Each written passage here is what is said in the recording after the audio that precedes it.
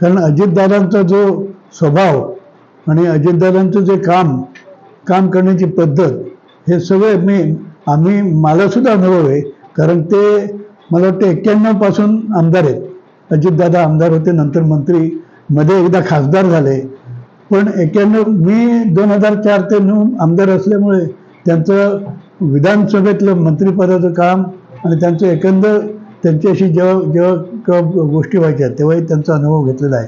माझ्या आधी आप्पाने सुद्धा अनेक वेळा चांगले अनुभव त्यांच्याकडून. आप्पांच्या व्यक्तिमत्वावर सुद्धा सगळ्यांचा हा पगडा असायचा.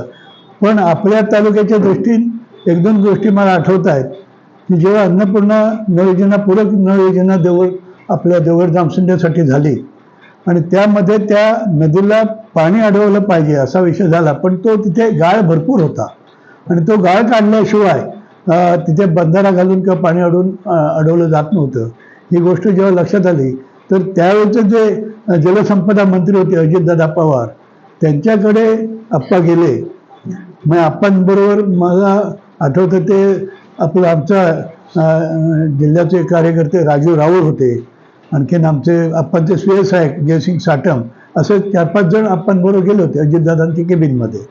आणि हे विधानसभेत विषय झाला होता आणि त्यांनी आश्वासन दिलं होतं की आम्ही गाळ काढतो म्हणून. ते पूर्तता झाली नव्हती म्हणून आप्पा परत त्यांना सांगायला गेले, विचारायला गेले काय झालं, तुम्ही करताय की मी इथेच थांबू, इथेच बघू. आप्पांच्या त्या स्टाईलने त्याने तर ते एवढे उठून उभे राहिले. आप्पांना म्हणाले बसा तुम्ही आधी, मी तुमचं काय विषय तो सांगतो. आणि त्यांनी तो विषय लगेच तुम्ही म्हणाले देवळला जायच्या आत ती ऑर्डर निघेल आणि काम सुरू होईल म्हणजे. आणि त्या पद्धतीने ते काम सुरू झालं. गाळ काढला गेला. हा पहिला गाळ काढला गेला. नंतर माझ्या आमदारकीच्या काळात मी दुसऱ्यांदा गाळ काढला. पण ह्या आप्पांच्या ह्याच्यात अनेक असे विषय आहेत अजितदादाशी संबंधित. आमच्या संबंधित एक विषय होता की आमच्या कॅनिंग फॅक्टरीला प्रसंगीला तेव्हा ते अर्थमंत्री होते आणि विरोधी पक्षात होता, आम्ही भाजपमध्ये होतो. जठार तेव्हा आमदार होते आणि सगळे जाऊन अडकायचं तिथे मंत्र्यांच्या संमतीसाठी.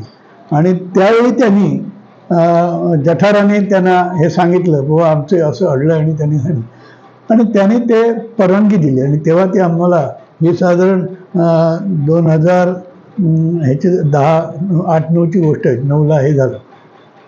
हे अशा पद्धतीने त्यांचा जो कामाची पद्धत आहे, त्याने ज्याचं काम होऊ शकणार नाही त्यांच्याकडे ते डायरेक्ट सांगायचं हे काम माझ्याकडे आणू नकोस, हे काम होणार नाही.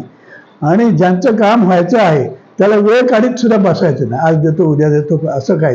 हा त्यांचा एक चांगला स्वभाव होता.